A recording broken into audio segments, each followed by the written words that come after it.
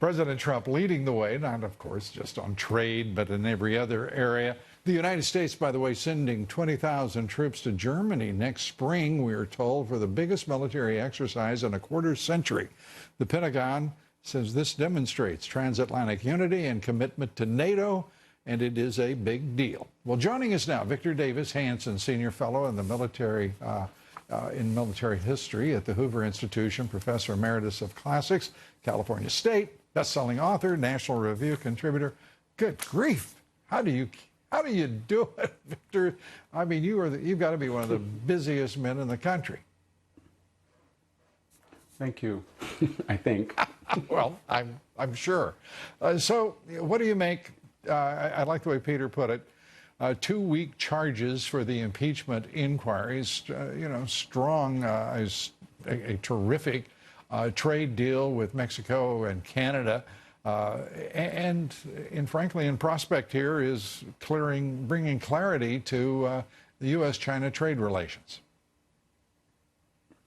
Yeah, I think I don't know why people thought Trump had a bad week. I mean, he's got a trade deal now that supplants.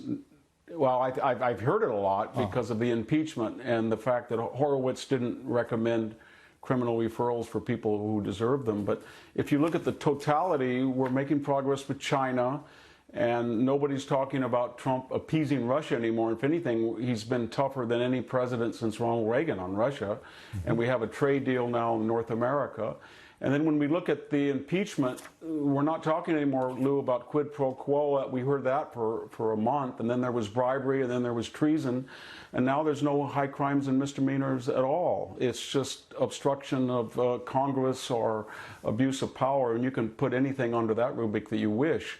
And when you look at the damning, Horowitz's report was absolutely damning, the data, but his conclusions about motive were not supported by his own evidence.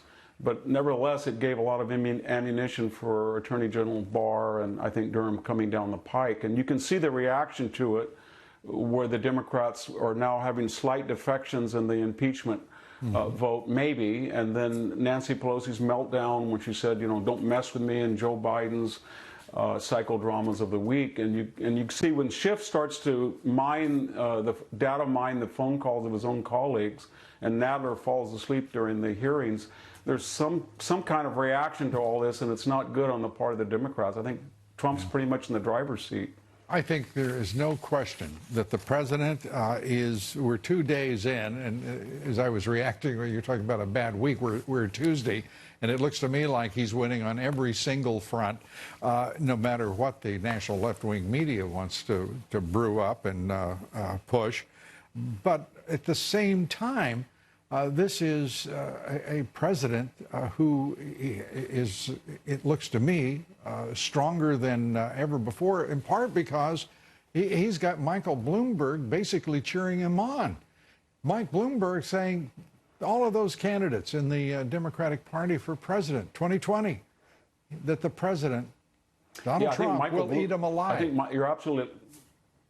Yeah, Michael Bloomberg looked at that field, and he looked at the past debates, and he summarized them as they decided that no one candidate would be further to the left than any one candidate, and the only thing they had in common was who could outbid each other in the hatred of Donald Trump. Because when you actually looked at their agenda, that they were advocating Medicare for all, open borders, free health care for illegals, slavery reparations, on, Green New Deal, there was not 51% for any of those agenda items. And Joe Biden was scampering and running from his past record. And so it was a kind of a chaos. And he looked at that and he said, you know what, there's no there, and I'm going to get in.